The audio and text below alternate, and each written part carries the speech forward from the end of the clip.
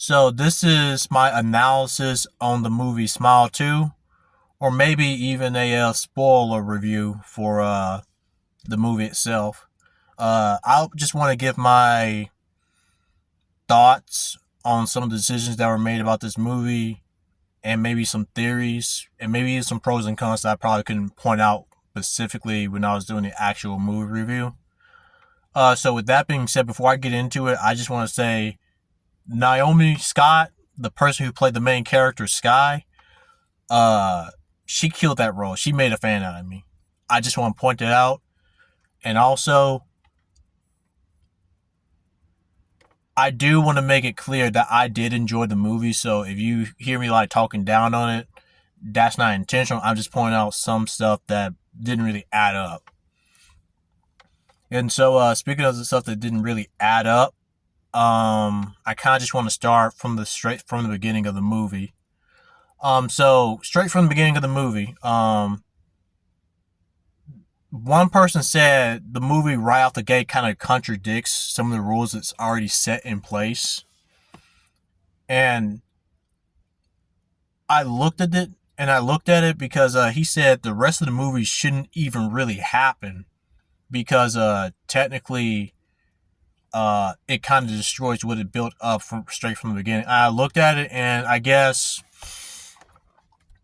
we start off at the beginning of the movie with the guy that I think I don't want to butcher it and get it wrong, but it was from the guy that was in the first movie. It starts off with him, and I guess the entity attached itself to him, and as he's going about his plan to pass it over to somebody, he's actually successful. Like, the other person actually sees his own brother die in front of him. And so at that moment, it should have already passed over. But I mean, the guy dies, and the guy's trying to wake him up saying, no, it's supposed to pass over, dude. It's supposed to pass over. It's like, bro, I thought it was automatic, like straight up. Once somebody dies in front of you, that's a traumatic, effect.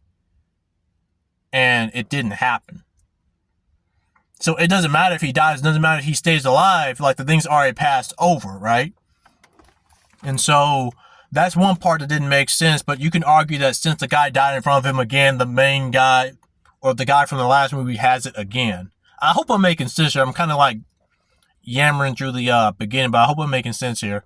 So the guy dies in front of him who is supposed to pass to, and so you could argue it passed back to the man again. But even still, right? That is kind of seeming like a stretch already. And I guess the Lewis person, right, was supposed to be the guy that has it from the beginning of the movie. But here's the thing about that, is that before it should even pass to him, I guess the guy from the last movie, like, he's the person that originally has it at the beginning of this movie. And so he goes and he's blindsided by a random freaking car, right? Like, he got into a gunfight, he's blindsided by a random car. And, as we're seeing the camera pan out, we're seeing like this big smile formed by the blood of the victim. And so it's presented as the smile entity had control over the driver. I'm sorry, I'm butchering this. Over the driver of the car. It's insinuating that he set that up. But my question is, like, how did that happen? Because I thought he only had control over the person he was like, infecting, or that he's using as a host. So that part kind of did not line up, and it was kind of weird how that part just got set up. And so when the camera pans out again, you're seeing this bloody smile from the victim that got hit by a car, and somehow Lewis was the one that got infected by that, and not everybody else that was shooting at him. Even if they did see that these guys are like hardened criminals, like, they probably took somebody's life, and I'm supposed to believe that that was a traumatic effect for them, the guys who probably already took somebody's life before, who's already into drug dealing.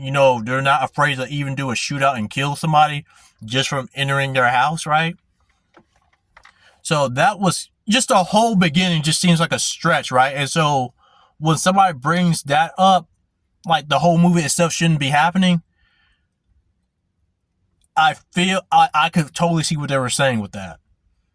And that's just the beginning of the movie.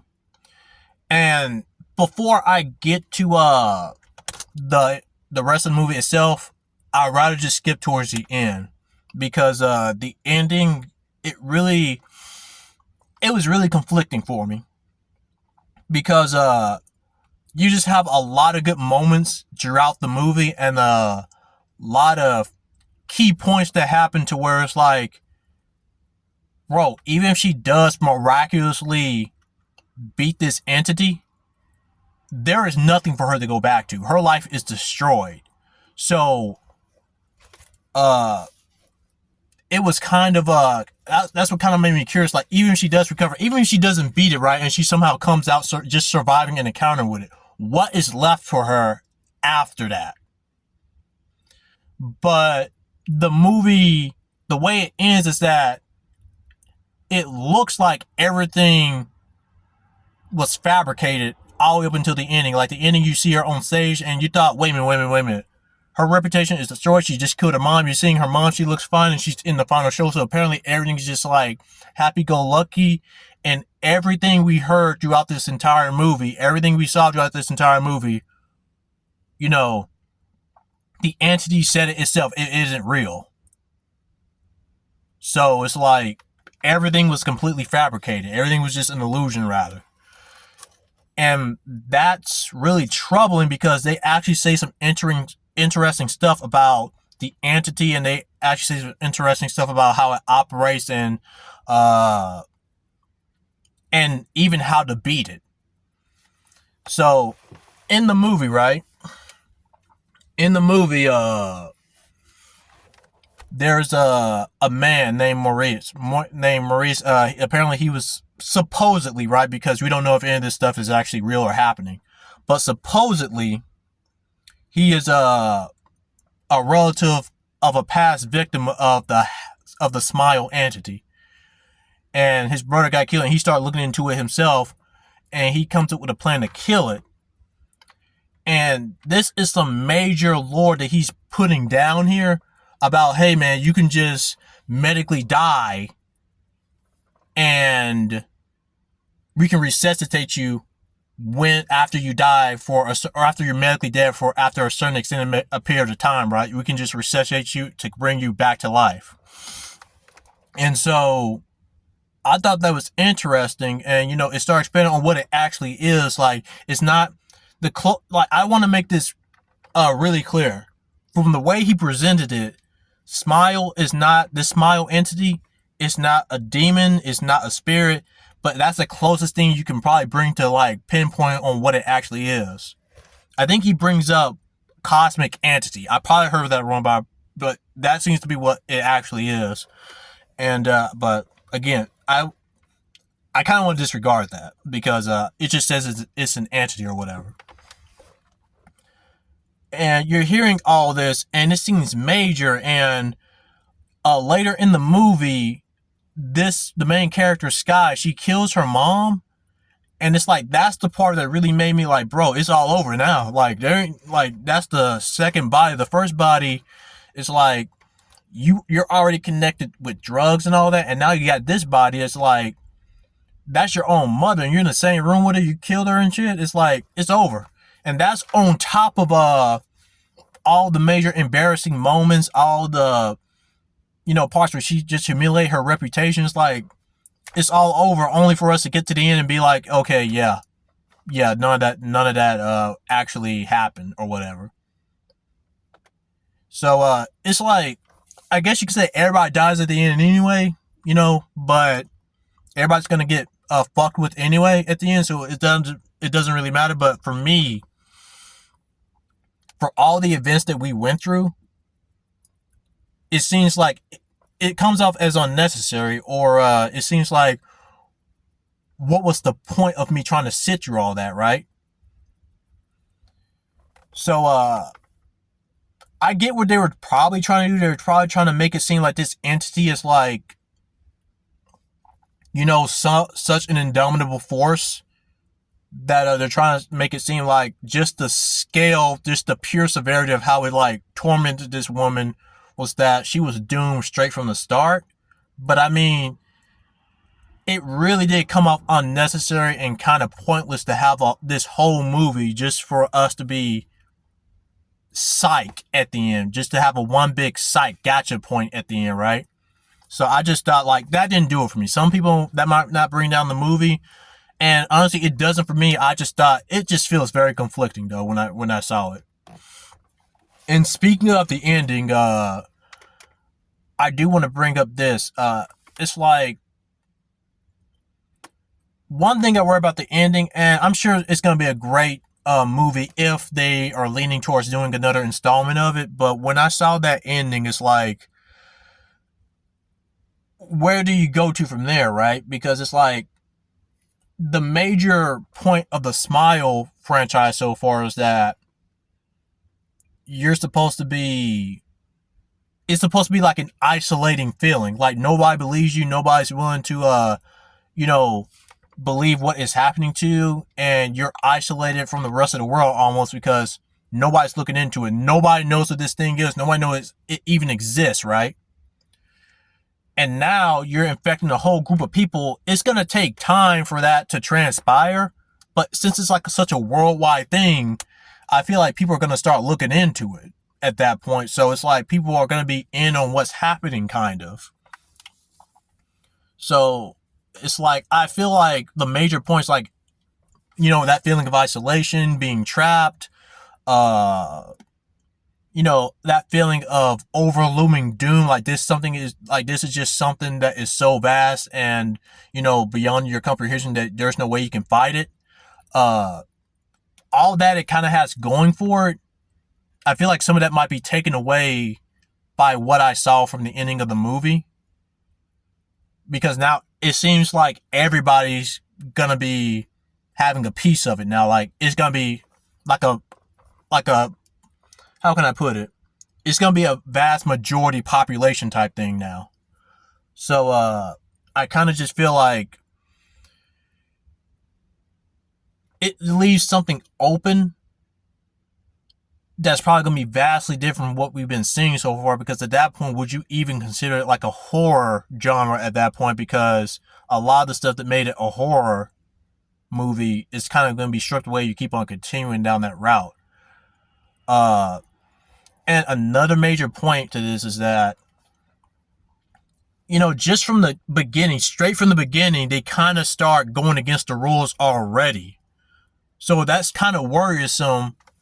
So, I mean, that at least worries me, because it's like, even though it's a great movie, you kind of, defied the logic that you just made in this world. And so it's like, with the entity itself, the Smile entity, and along with the world you're building,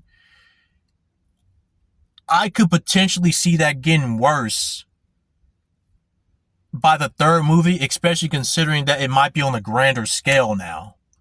So that's kind of worrisome to me. And I want to say that's probably about all I got for it. But at this point, it's probably just nitpicking with the movie. With the Smile entity itself, I want to say this about it. I think it's great. I think it's just how it operates and how it just messes with people the whole way through the movie. I think is great. I think it's a good entity, and especially I want to get in on the voice. The voice is really great. It's scary, and that's good for a horror movie. But in some parts, in some moments of the movie, I kind of feel like I'm lucky if I hear or if I even understand the first 6 words that come out of his mouth. And I think there's one part where Sky starts over talking it out of fear, obviously, and you just can't hear what it's saying. So I don't know. That's just like a little nitpick. That's not really too bad though. But the rest of the movie, just to summarize this all up, again, it does come off as me ranting a little bit, but I just want to say, like, I enjoyed the movie from beginning to end. But yeah, this does come off more like a rant, though. So, I mean, I apologize for it. I'm just, stating some of my thoughts and theories on it. But, as far as it goes, just to summarize this all up, um, I think it really does defy some of its rules of that it's set into motion from the first film, at least. And then you can't really trust what's being said throughout the entire movie, because the whole movie itself could just be an illusion, a fabrication, or just one big mindfuck. So it's really hard to, like, put any stock into any lore that kind of expands on the Smile entity and what's actually going on. It's just really hard for me to, like, believe that. And the ending itself, again, I thought one big charm of the movie was, like, bro, there is no way this woman is gonna recover from what's been done, even if she does survive this. And that all just kind of gets made irrelevant. Everything that you set up in the movie kind of just gets made irrelevant towards the end. So, those are just, like, the main points that I just want to get over in this. I guess you can call it a rant. But, I mean, like I said, I did enjoy the movie, but this is just me explaining my thoughts on what occurred. But yeah, that makes for the video, and yeah, that's just me putting my thoughts out there. Oh yeah, and also this last point, just to summarize, it is a little bit worrying about the third film, because I feel like, again, what made it a horror movie in this setting, how are you gonna continue that with what you just put out at the end of the movie? So that's kind of worrisome, and already you're kind of going against what you set in the motion straight from the get-go. You defy some of the rules, and it's just a big stretch. You can interpret, you can say this and that, but the whole beginning is just a big stretch to me, that we still have the rest of a movie occurring despite it technically being over from the beginning. So that's just my take on it. Again, great movie, and I believe the next movie is going to be great, but again, just some things to worry about, I feel like. But yeah, that makes for the video.